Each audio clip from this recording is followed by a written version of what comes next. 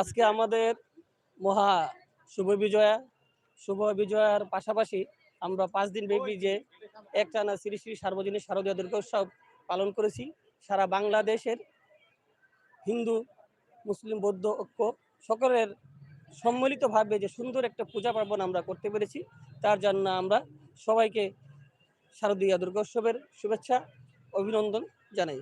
সেই সাথে আমরা মায়ের কাছে এও প্রার্থনা করি, আমরা দেশবাসী হিন্দু, বৌদ্ধ, খ্রিস্টান ঐক্য যাদের পরিসরের মাধ্যমে বাংলাদেশ গঠিত, যেখানে ধর্ম থাকবে সেখানে ধর্মান্তবাদ থাকতে পারবে না, যেখানে সম্প্রদায় থাকবে সাম্প্রদায়িকতা থাকবে না, আপনার যেখানে দল থাকবে কাদাকাদি কাদা দলাদলি থাকবে না, যেখানে কাদা থাকবে সেখানে ছোড়াছুরি থাকবে না, সেরকম একটি সুন্দর বাংলাদেশ আমরা পাই।